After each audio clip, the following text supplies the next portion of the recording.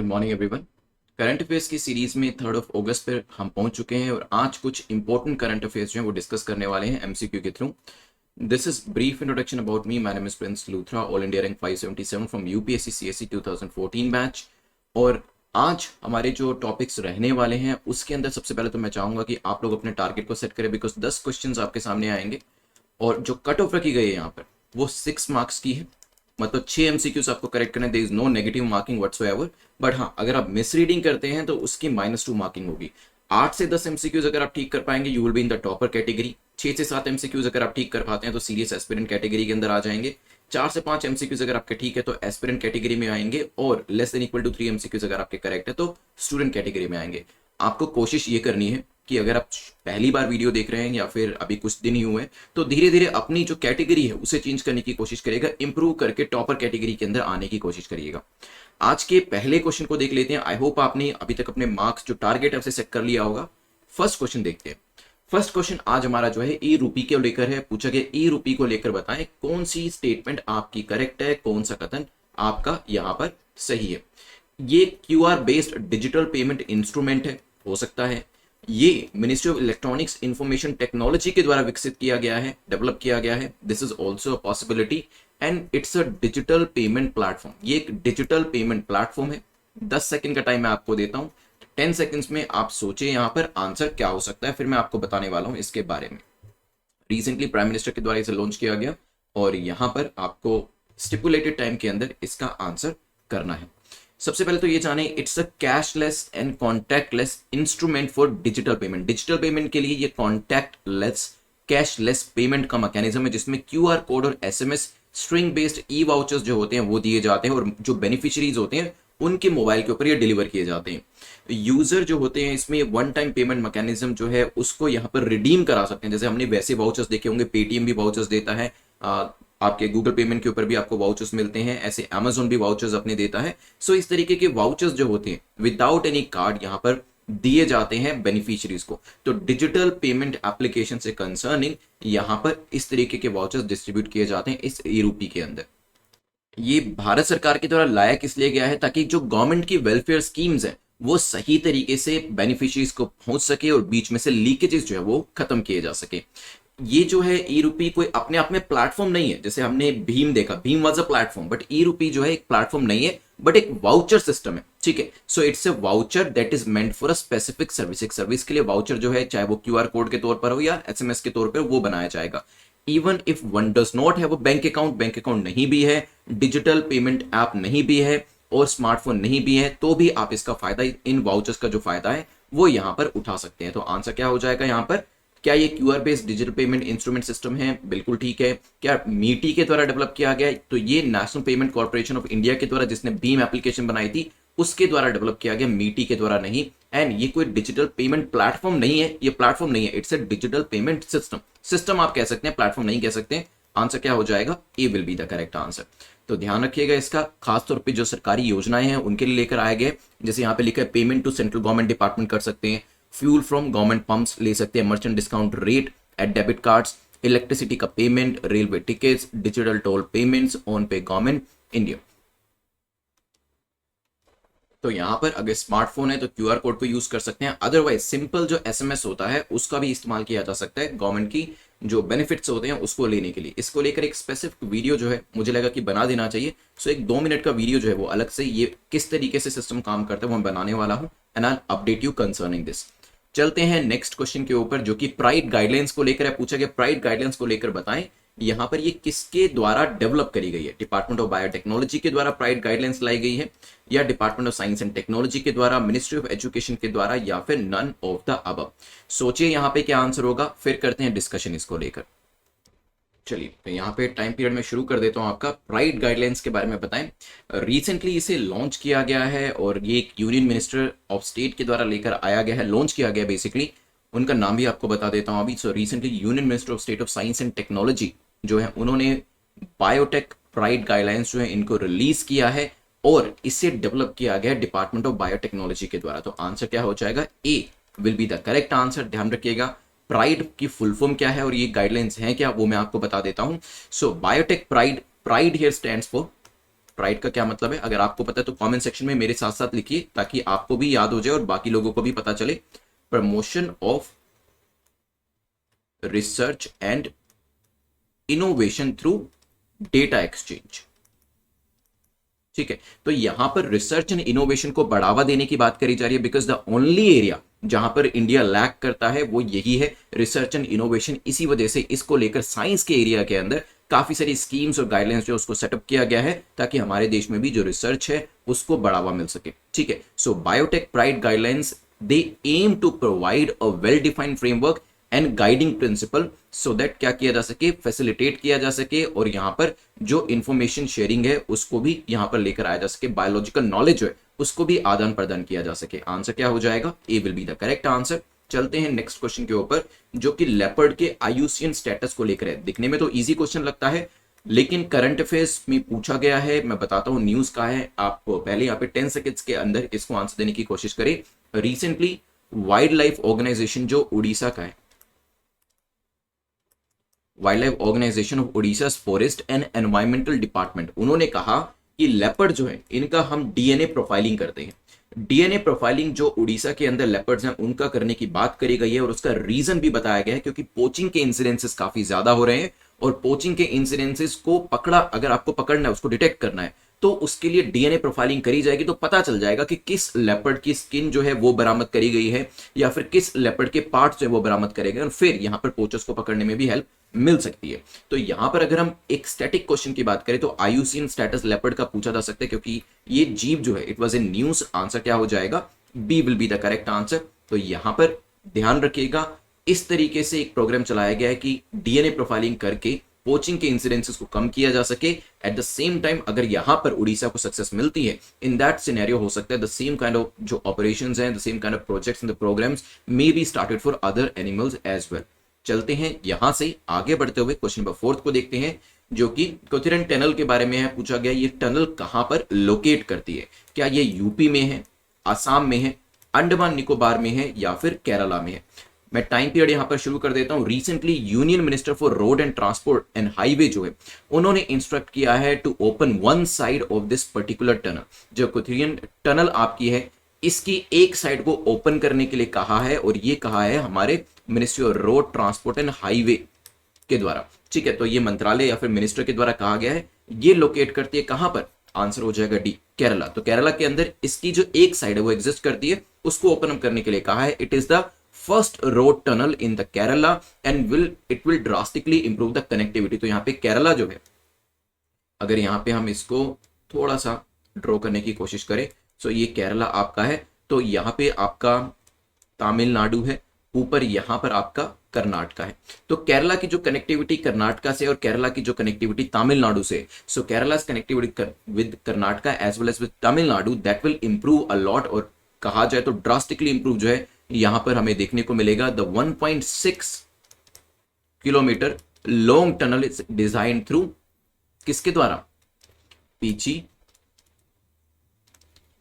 वाजानी wild life sanctuary, इसके through ये जो टनल है निकल रही है। ठीक है, ध्यान रखिएगा इसकी जो लंबाई है वो भी बताइए और कौन सी वाइल्ड लाइफ सेंचुरी के से होकर गुजरती है वो भी बताया। इसकी केरला वाली साइड जो है उसको ओपन करने के लिए ministry of road transport and highway के द्वारा कहा गया। आंसर तो खैर मैंने आपको यहाँ पे डी बता दिया। ध्यान रखिएगा कनेक्टिविटी किससे बढ़ेगी, तमिलनाडु के साथ इसकी कनेक्टिविटी अलोंग विद कर्नाटका जो है बढ़ने वाली है वंस इट गेट्स ओपन। चलते हैं यहां से आगे बढ़ते हुए क्वेश्चन नंबर 5 को देखते हैं जो कि निसार को लेकर है। पूछा गया निसार को लेकर बताएं करेक्ट स्टेटमेंट कौन सी है। तो सबसे पहले तो जो चीज टॉपिक है उसको अंडरलाइन करें, जैसे यहाँ पे निसार टॉपिक है अंडरलाइन करें और क्या पूछा है करेक्ट इनकरेक्ट, क्योंकि उसकी वजह से गलती नहीं होनी चाहिए। एग्जाम में बहुत सारे क्वेश्चन, अगर 100 क्वेश्चन आपके जीएस पेपर नंबर 1 में आते हैं प्रीलिम्स के, हो सकता है 7 या 8 क्वेश्चन ऐसे होंगे जिसमें करेक्ट की जगह इनकरेक्ट बताना होगा। होता क्या है, हम 1 to 20 क्वेश्चन करते हैं सोल्व, सब में करेक्ट पूछा होता है, 21st क्वेश्चन आता है और वहां पर इनकरेक्ट पूछा होता है। क्वेश्चन आते हुए भी हम ये समझते हैं, अज्यूम कर लेते हैं, क्योंकि तब तक हमारी आदत बन चुकी होती है कि इसमें भी हमें करेक्ट मार्क करना होगा और करेक्ट मार्किंग वाला ऑप्शन भी अवेलेबल होता है और उस वजह से क्वेश्चन गलत हो जाता है। घर आके जब देखते हैं, जब आंसर की से मैच करते हैं तो समझ में आता है अरे भाई इसमें तो इनकरेक्ट पूछा था। So we actually misread it and that's why our question got incorrected. Okay, so ये वाली गलती जो है वो नहीं होनी चाहिए। दैट्स वाई बिल्कुल ध्यान से यहाँ पे इसे आप सर्कल में डालें, करेक्ट पूछा या इनकरेक्ट पूछा, दोनों ही सिनेरियो के अंदर इसे सर्कल में डालें। ये 2023 में लॉन्च किया जाना है। निसार जो है ये नासा और इसरो का एक कोलैबोरेटिव प्रोजेक्ट है और इसमें एल बैंड और एस बैंड जो आपके अपर्चर्स होते हैं दोनों का इस्तेमाल किया गया है। टाइम पीरियड में शुरू कर देता हूं, आप सोच समझ के आंसर करें। 10 सेकेंड्स आपके पास हैं। ये एक अर्थ ऑब्जर्वेशन मिशन है for the global observation over all land masses, जिसमें polar, cryosphere, Indian Ocean region को भी कवर किया जाएगा। इसके बारे में कुछ चीजें जान लेते हैं, फिर हम आंसर के ऊपर आएंगे। ये डुअल बैंड है, सबसे पहले तो ध्यान रखिएगा डुअल बैंड है, मतलब एल बैंड भी है, ये एस बैंड भी है, दोनों बैंड्स हैं। So dual band radar imaging mission है, तो ये दोनों ही जो बैंड्स के रेडार हैं वो इसके ऊपर अवेलेबल रहेंगे और यहाँ पर जो इसकी कैपेबिलिटी है वो पूरी तरीके से पोलैरिमेट्रिक रहने वाली है और इमेजेस जो होंगी वो काफी क्लियर तरीके से ले पाएगा। वेजिटेशन जो है उसकी इमेजेस ले पाएगा, क्रायोस्फीयर की इमेजेस ले पाएगा। सिंथेटिक अपर्चर रेडार SAR का इस्तेमाल किया जा रहा है। सिंथेटिक अपर्चर रेडार क्या होता है? It refers to a technique for producing fine resolution images from a resolution limited radar system. तो इसमें जो इमेजेस होती हैं वो काफी क्लियर ली जाती हैं SAR सिस्टम के अंदर। इट रिक्वायर्स कि जो रेडार है that will be moving in a straight line either on an airplane or in the case of NISAR space के अंदर क्या होगा, ये ऑर्बिट करेगा और वहां पर क्लियर इमेजेस लेने की कोशिश करेगा। नासा ने एल बैंड को डेवलप किया है, L band synthetic aperture radar को, और इसरो जो है उसने एस बैंड को डेवलप किया है। तो ये जो एल बैंड SAR है, L band synthetic aperture radar है, ये किसका है? ये नासा का है। और जो दूसरा एल बैंड के साथ साथ एस बैंड की हम बात कर रहे थे, एस बैंड किसका है? S band synthetic aperture radar जो है वो इसरो के द्वारा डेवलप किया गया है। दोनों ही कोलैबोरेट कर रहे हैं और यहां पर क्या किया जाएगा, ये जो है अर्थ की इमेजिंग जो है वो भी करने वाला है। द मेजर साइंटिफिक ऑब्जेक्टिव वैसे इस मिशन का क्या है? To understand the impact of climate change. Climate change के जो इंपैक्ट्स हैं उसको समझना इसका मेजर काम है। अर्थ का जो चेंजिंग इकोसिस्टम है उसको समझना, लैंड को समझना, कोस्टल प्रोसेसेस को समझना, लैंड डिफॉर्मेशन को और क्रायोस्फीयर को समझना, इसका मेजर ऑब्जेक्टिव है। ठीक है, ध्यान रखिएगा, ये कुछ इंपॉर्टेंट चीजें हमने पढ़ी। आते हैं क्वेश्चन के ऊपर वापस। क्या ये नासा और इसरो का प्रोजेक्ट है? बिल्कुल ठीक है, 2023 में भेजा जाना है और एल बैंड एस बैंड दोनों का इस्तेमाल है। एल बैंड किसका है? नासा का, और एस बैंड किसका है? इसरो का। आंसर क्या हो जाएगा? T will be the correct answer. चलिए चलते हैं क्वेश्चन नंबर 6 के ऊपर। उससे पहले जो 50 डेज और 100 डेज की सीरीज है, अब आपका एग्जाम जो है 2021 का, इसके लिए आप सब्सक्राइब कर सकते हैं। The prices are least at the moment, सबसे कम जो प्राइजेस है वो यहाँ पर किए हुए हैं। तो यहाँ पर आपको मिनिमम पॉसिबल टाइम में तैयारी करने का मौका मिल रहा है। सो 50 डेज के अंदर आप क्या कर सकते हैं, अपने स्टैटिक पोर्शन के जो मोस्ट इंपॉर्टेंट एरियाज है उसे कवर कर सकते हैं। 100 डेज के अंदर ऑफकोर्स आपको वैल्यू एडेड मटेरियल मिल जाएगा और 200 डेज के अंदर आपको यहाँ पर आंसर राइटिंग की जो प्रैक्टिस है उसका मौका भी मिल जाता है। सो बेसिकली यहाँ पर 3 तरीके की सीरीज हैं, डिपेंड करता है कि आपके पास टाइम कितना है। अगर आप ज्यादा टाइम दे सकते हैं, थोड़ा सा दिन में 2 से 2.5 घंटे, तो 200 डेज की सीरीज के लिए जा सकते हैं। कम टाइम दे सकते हैं तो 100 और 50 डेज की सीरीज के लिए चले जाइएगा। 2021 के एग्जाम के लिए आपकी जो तैयारी वो काफी बेहतर तरीके से हो जाएगी। अगर आप नेक्स्ट ईयर के लिए तैयारी करना चाहते हैं then you can go for mission UPSC 2022।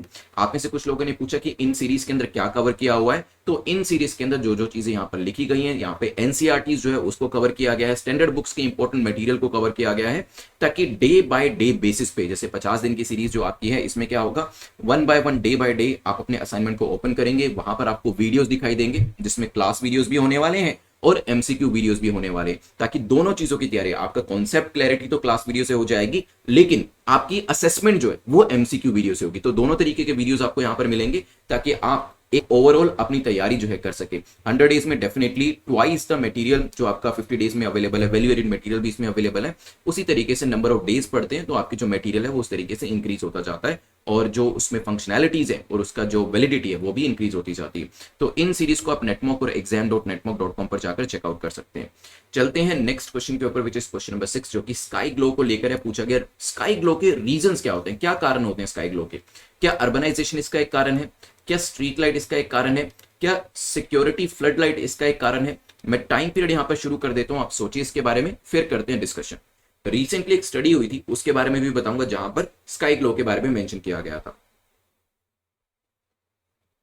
चलिए टाइम पीरियड इज अप। तो रिसेंट एक स्टडी हुई जिसमें पाया गया कि नई स्ट्रीट लाइट्स जो लग रही हैं उससे क्या हो रहा है, जो नॉक्टर्नल्स होते हैं, नॉक्टर्नल एनिमल्स हो गए, उनको काफी ज्यादा नुकसान हो रहा है, क्योंकि जो स्ट्रीट लाइट्स हैं जिसकी वजह से क्या होता है, रात को भी ऐसा लगता है कि दिन है, और जो नॉक्टर्नल एनिमल्स हैं, रात को जागने वाले एनिमल्स हैं, उनको इससे प्रॉब्लम्स होती हैं, ठीक है। That they these particular animals and the bird they are active during the night time, और उनको स्काई के अंदर रहते हुए भी ऐसा लगता है कि शायद दिन का टाइम है, ठीक है। जैसे इसमें आउल होता है, आउल जो है उसका जो स्लीपिंग पैटर्न है वो बिल्कुल अलग होता है। सो यहाँ पर इस तरीके के जो बर्ड्स हैं और एनिमल्स हैं उनको प्रॉब्लम का सामना करना पड़ सकता है। खैर यहाँ पर अगर हम बात करें स्काई ग्लो के बारे में तो होता क्या है, देखिए रात के टाइम पर भी अगर हम जो मून की लाइट होती है उसको छोड़ दें, उसके अलावा जो लाइट्स होती हैं वो ज्यादा होने की वजह से इस तरीके से दिन जैसा लगता है, तो ये प्रॉब्लम क्रिएट करता है। ये अर्बनाइजेशन की वजह से भी हो रहा है, क्योंकि अगर आप देखेंगे मैप के ऊपर, स्काई ग्लो का मैप देखेंगे तो जो अर्बन सिटीज है वहां पर रात को भी आपको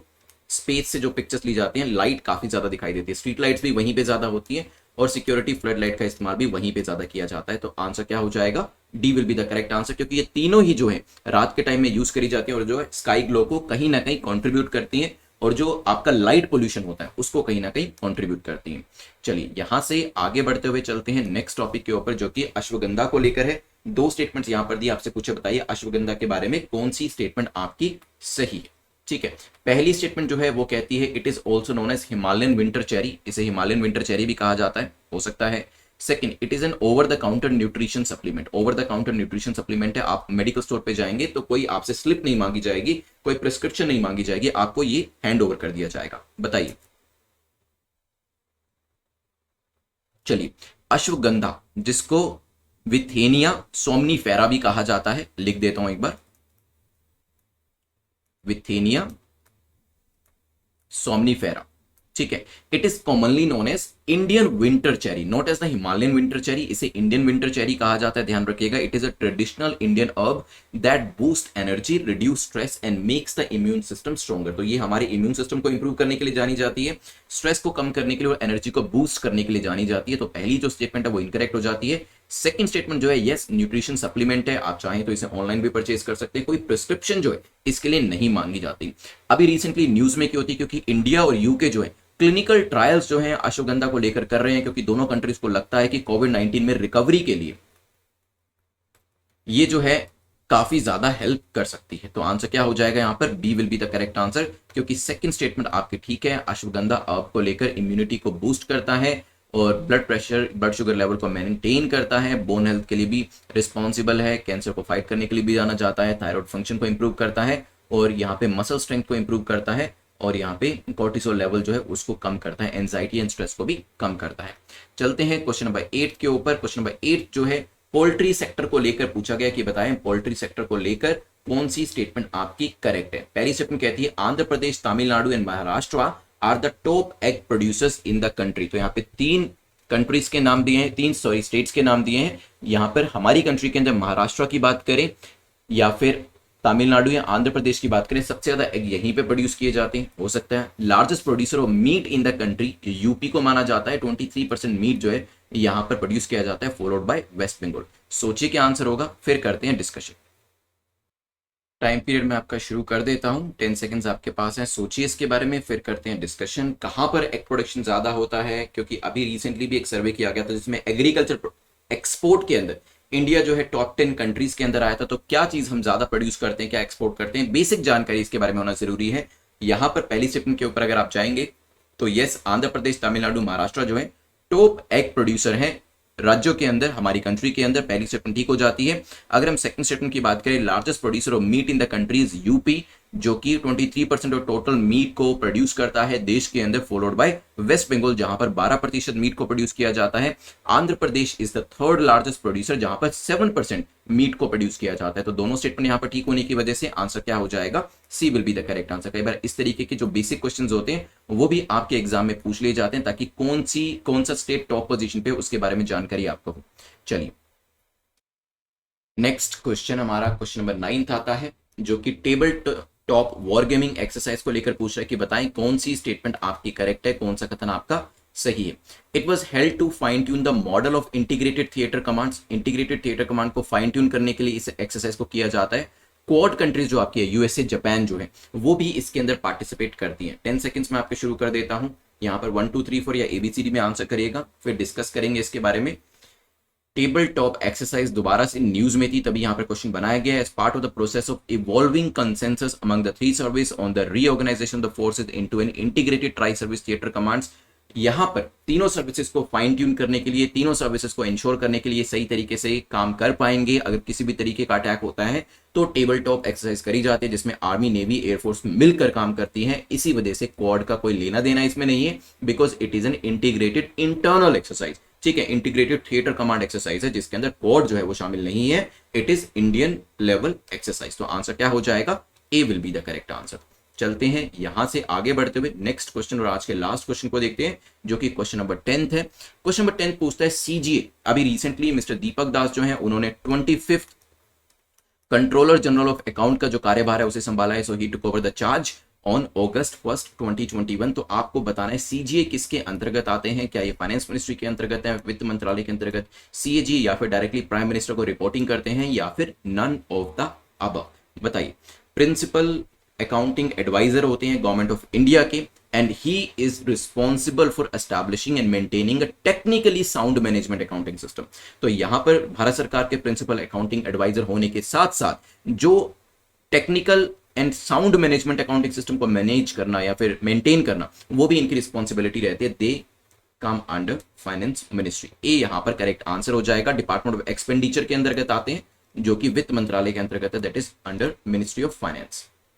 ध्यान रखिएगा, आंसर क्या हो जाएगा? A will be the correct answer. चलिए, सो यहां से आगे बढ़ते हुए जो टॉपिक्स हमारे हैं वो कंप्लीट हो चुके हैं। जल्दी से हम क्या करेंगे, यहां पर 2 मिनट में रिवाइज करेंगे। Please do like and share the video, because when you like and share the video, जो वीडियो है वो काफी सारे लोगों तक पहुंचता है और वो कहीं ना कहीं हमारी टीम को भी मोटिवेट करता है आपके लिए और भी बेटर मटेरियल बनाने के लिए। तो जल्दी से 2 मिनट के अंदर हम रिवाइज करेंगे। रिवीजन के लिए मैंने आपको बताया, जो लोग नए जुड़े हैं उनके लिए भी बता देता हूं कि जो रिवीजन है 2 मिनट जो आपका यहाँ पे इन्वेस्टमेंट रहेगा वो आपको काफी ज्यादा हेल्प करेगा, क्योंकि उसी की वजह से आप ज्यादा से ज्यादा चीजों को लंबे समय तक के लिए याद रख पाएंगे। तो not only in the case of this particular video, जब भी आप कोई चैप्टर भी पढ़ रहे होते हैं, जैसे ही चैप्टर कंप्लीट होता है उसे 5 मिनट एक्स्ट्रा दीजिए और उसे रिवाइज जरूर करें। ई रूपी के बारे में देखा था हमने, तो क्या ये कोई प्लेटफॉर्म है? No, it's not a platform, it is an instrument, it is a system basically, जो कि क्यूआर कोड को भी यूज कर सकते हैं इन द केस ऑफ स्मार्टफोन्स, और ये सिंपल एसएमएस को भी यूज कर सकते हैं, जिसके अंदर जो बेनिफिशियरी है डायरेक्टली उसको वाउचर्स दे दिए जाते हैं और उन वाउचर्स को वो यूज कर सकता है। ठीक है, तो बेसिकली बेनिफिशियरीज जो है उस तक बेनिफिट पहुंचाने का एक जरिया है, जो कि national payment corporation of India के द्वारा बनाया गया। आंसर क्या था यहाँ पे? ए आंसर था। ठीक है, चलिए नेक्स्ट क्वेश्चन में मैं आपसे जानना चाहूंगा, प्राइड गाइडलाइंस किसके द्वारा लाई गई है? बताइए, प्राइड की फुल फॉर्म भी बताइएगा। तो यहाँ पर रिसेंटली जो साइंस एंड टेक्नोलॉजी के मिनिस्टर हैं उनके द्वारा लॉन्च किया गया है, डेवलप करी गई है डिपार्टमेंट ऑफ बायोटेक्नोलॉजी के द्वारा। प्राइड की फुल फॉर्म भी मैंने आपको बताई थी, रिसर्च को लेकर है। So it is promotion of research and innovation through data exchange. ठीक है, ध्यान रखिएगा। आईयूसीएन स्टेटस लेपर्ड के बारे में जल्दी से बताएं, कौन सा राज्य जो है इनकी प्रोफाइलिंग करा रहा है? अभी डीएनए प्रोफाइलिंग जो है वो शुरू करने की बात करी गई है, ताकि इनके बारे में ज्यादा से ज्यादा नॉलेज मिल सके और डेटा इकट्ठा किया जा सके। तो यहां पर लेपर्ड्स जो है वल्नरेबल कैटेगरी में, Orissa is the correct answer. फिर हमारा डिस्कशन लेपर्ड से आगे बढ़ते हुए जो कुथिरन टनल है इसके बारे में हुआ था, किस एक साइड को ओपन अप करने की कोशिश करी जा रही है वो बताइएगा, और ये बताएं कि किस 2 राज्यों से ये कनेक्ट करने वाला है। तो कुथिरन टनल जो है केरला का है, यहां से ओपन अप किया जाएगा। 1.5 किलोमीटर लंबा टनल जो है तमिलनाडु को और कर्नाटका को कनेक्ट करने वाला है, ये भी ध्यान रखिएगा। ठीक है, इसके बाद डिस्कशन हमारा हुआ था निसार को लेकर, किन 2 एजेंसीज का ये कोलैबोरेटिव प्रोजेक्ट है जिसे 2023 में लॉन्च किया जाना है? बताइए। अर्थ ऑब्जर्वेशन मिशन है जिसमें वेदर से रिलेटेड काम भी किया जाएगा। एल बैंड जो कि नासा के द्वारा बनाया गया है, और एस बैंड जो इसरो के द्वारा बनाया गया है, वो दोनों ही इसके अंदर शामिल होने वाले हैं, ये भी ध्यान रखिएगा। ठीक है, डुअल बैंड है, सिंथेटिक अपर्चर रडार का इस्तेमाल किया जाएगा, और यहाँ पे क्लाइमेट चेंज या फिर दूसरी इस तरीके की जो अंडरस्टैंडिंग्स होती हैं वो इसके थ्रू मिल जाएगी। 50 डेज 100 डेज की जो सीरीज है इसको आप सब्सक्राइब कर सकते हैं। They will help you a lot in the 2021 examination. 2021 की तैयारी कर रहे हैं और थोड़ा सा अनकॉन्फिडेंट फील कर रहे हैं अपने स्टैटिक पार्ट को लेकर, तो यहाँ पर इन कोर्सेज को कंप्लीट कर सकते हैं। बहुत ही मिनिमम टाइम में ये कोर्सेज जो है आपके कंप्लीट हो जाते हैं। बहुत इसके अंदर ज्यादा मटेरियल नहीं दिया है, लिमिटेड इंपॉर्टेंट मटेरियल को ही कवर किया गया, ताकि उन वीडियोस के थ्रू आपकी तैयारी अच्छे से हो जाए। तो यहाँ पर आप जो वीडियोस हैं डे बाय डे देखकर कंप्लीट कर सकते हैं अपनी तैयारी को। चलिए, क्वेश्चन नंबर 6 में स्काई ग्लो के बारे में जाना था। तो स्काई ग्लो की वजह से क्या होता है? यस, किस किस वजह से होता है वो भी बताइएगा। नॉक्टर्नल एनिमल जो है, बर्ड जो है, उनको नुकसान होता है, और ये होता है urbanisation, street light, security, flood lights की वजह से। फिर हमारा डिस्कशन जो नाइट ग्लो है, स्काई ग्लो है। इसके बाद डिस्कशन हुआ था अश्वगंधा को लेकर, कौन सी 2 कंट्रीज जो है इसको लेकर स्टडीज कर रही हैं ताकि कोविड-19 से रिकवरी सही तरीके से हो सके। इसे इंडियन विंटर चेरी कहा जाता है and yes over the counter nutrition supplement है जो कि स्ट्रेस को रिलीव करने में, एनर्जी को बूस्ट करने में हेल्प करता है और स्ट्रॉन्ग करता है हमारे इम्यून सिस्टम को। यूके और India they are the correct answer, क्योंकि ये दोनों ही इस तरीके के क्लिनिकल ट्रायल्स जो है वो यहां पर कर रहे हैं।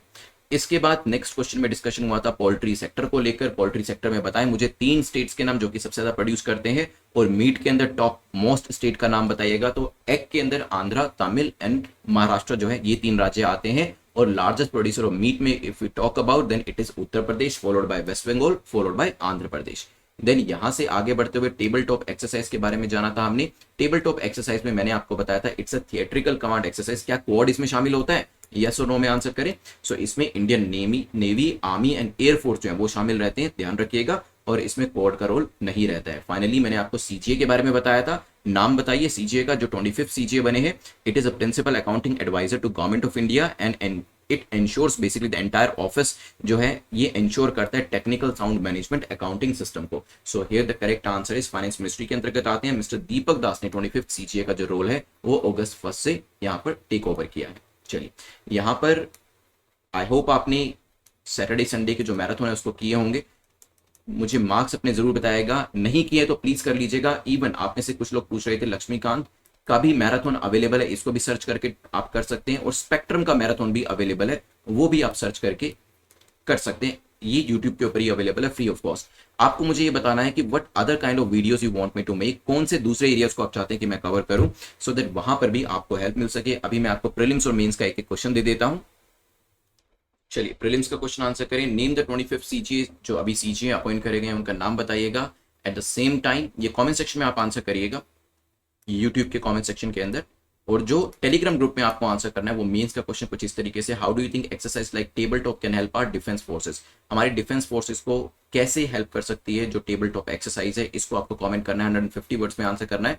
मेंस के आंसर, इंटरव्यू के आंसर आप अलग अलग ग्रुप्स के अंदर दे सकते हैं, क्योंकि यही क्वेश्चन आपसे पूछा जा सकता है इंटरव्यू के अंदर भी कि टेबल टॉप जैसी एक्सरसाइजेस कैसे हमारी सेनाओं को हेल्प कर सकती है। वहां पर विद इन 60 सेकंड्स में आपको इसका आंसर करना पड़ेगा। Recorded answer you can submit in the interview group, जहां पर बाकी सभी लोग भी अपने रिकॉर्डेड आंसर्स को सबमिट करते हैं। These are the various series जिसको आप सब्सक्राइब कर सकते हैं netmockexam.netmock.com पर। सेकंड चैनल को सब्सक्राइब कर लीजिएगा। जल्दी से अपने मार्क्स बताएं कॉमेंट सेक्शन के अंदर, कितना आप स्कोर कर रहे हैं। 6 से ज्यादा है ऑफकोर्स, सेफ जोन में आप, बट फिर भी सेकंड टाइम जरूर ट्राई करिएगा। और अपने नोट्स जो है सेकंड टाइम में हमेशा बना लिया करिए, ताकि एग्जाम से पहले वीडियो को देखने की जरूरत ना पड़े। टेलीग्राम का लिंक नीचे डिस्क्रिप्शन में दिया गया है, उसे आप ज्वाइन कर सकते हैं, ताकि आपको पीडीएफ जो है इस लेक्चर की वो यहाँ पे डेली बेसिस पे मिल जाया करे। Please do like and share the video, because when you like and share the video, जो यूट्यूब एल्गोरिथम है that blesses the video. Thanks for watching this video, have a nice day, take care, good bye.